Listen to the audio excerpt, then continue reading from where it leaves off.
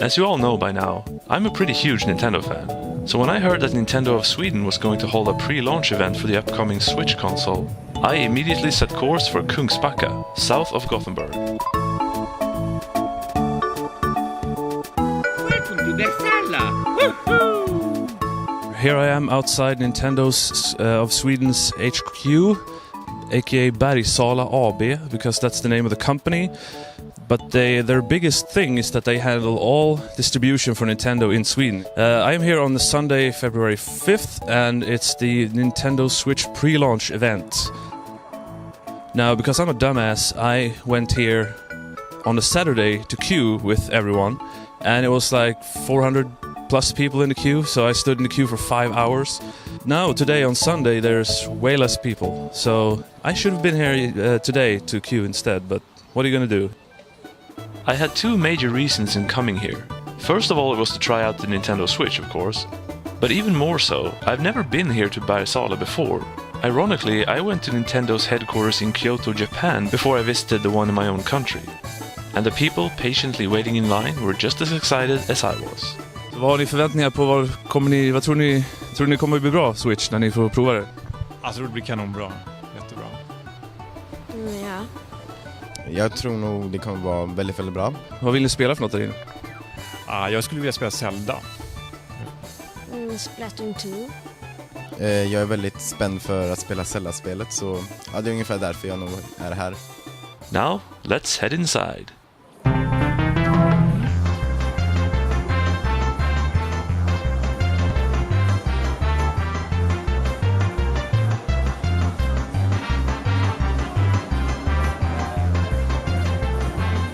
So yesterday, when I did get to play the Switch, I played Mario Kart 8 Deluxe, which was good because Mario Kart is always good. Super Bomberman R, which I played with the little Joy-Con thing, which is a little almost too small, but the game works, and it's Bomberman. Bomberman is kind of always the same, but it's always decent enough. So. I noticed nobody was playing Just Dance, so they have these representatives on every station, and the woman playing Just Dance, she was all alone. How sad. I didn't get to play Zelda Breath of the Wild, unfortunately, because they had some kind of weird booking system because there were so many people. Yeah, I played 1-2 Switch, which was actually a little more impressive than I thought. But there was this thing, you had the tilt in the Joy-Con controller, and you were supposed to feel how many marbles were inside a wooden box or something. And it actually did feel like the controller had stuff in it, which was actually pretty impressive. So if they use that well, I think that could be a good thing for them. I was a little sad that I couldn't just hold the regular controllers, because the dog face that I call it actually, when I compared it to like my hand size, it looks sort of small, which I guess is to be expected because the Joy-Con controllers are so small. The Pro controller, they said, will be available at launch, which it should be, because I think every self-respecting gamer will want to get that. When I played Mario Kart with the actual screen on it and everything, it felt fine.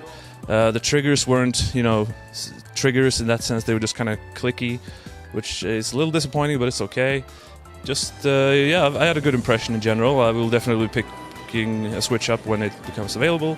At some point anyway, because Super Mario Odyssey is the game I really want, even though I obviously want Zelda 2. Zelda Breath of the Wild, I mean, not Zelda 2, because that's an old game, I already have it.